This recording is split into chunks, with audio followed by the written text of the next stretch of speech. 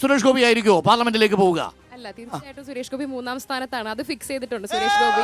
ഈ തൃശ്ശൂരിന്റെ മതേതര മണ്ണിൽ ഒരിക്കലും സംഘപരിവാറിന്റെ ഈ പറയുന്ന ഹിന്ദുത്വ ശക്തി ഒരിക്കലും തുറക്കാൻ പോകുന്നില്ല. തീർച്ചയായിട്ടും കെ മുരളീധരനായിരുന്നു ലീഡറുടെ മകൻ. കെ മുരളീധരനാണോ മതേതര മുഖം, അതോ സുനിൽകുമാറാണോ തൃശ്ശൂരിന്റെ മതേതര മുഖം? തീർച്ചയായിട്ടും ലീഡറാണ് ഇവിടെ ഏറ്റവും ലീഡർ പരാജയപ്പെട്ടു പണ്ട് ഇതേ തൃശ്ശൂർ മണ്ഡലത്തിൽ വി രാഘവനോട്. അതെ, ഒരു ജനാധിപത്യ രാജ്യമാകുമ്പോൾ പരാജയങ്ങൾ ഉണ്ടാവാം. അതുകൊണ്ട് പരാജയങ്ങളെ പേടിച്ച് പിന്നോട്ട് പോകാനല്ല ഇവിടെ കെ മുരളീധരൻ മത്സരിക്കുന്നത്. തൃശ്ശൂരിൽ കെ മുരളീധരൻ മത്സരിക്കുന്ന മതേതര മുഖം സംരക്ഷിക്കാനാണ്. തീർച്ചയായിട്ടും. പക്ഷേ കെ മുരളീധരന്റെ സഹോദരി BJP-യിലാണ്.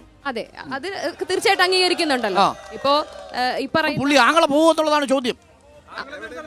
തീർച്ചയായിട്ടും അത്തരം കാര്യങ്ങൾ ഇല്ല പോയില്ല. അത് തീർച്ചയായിട്ടും തീർച്ചയായിട്ടും അത് അദ്ദേഹം കൃത്യമായി പറഞ്ഞിട്ടുണ്ട്. അദ്ദേഹം വ്യക്തമായി പറഞ്ഞു കഴിഞ്ഞിട്ട് ഒരു അടിയൊഴുക്കുണ്ടാവില്ല. കോൺഗ്രസിന്റെ വോട്ടില് അടി ഉറച്ചു. മതേതര മുഖമായി മുരളീധരൻ ഉണ്ടാവും പാർലമെന്റിൽ.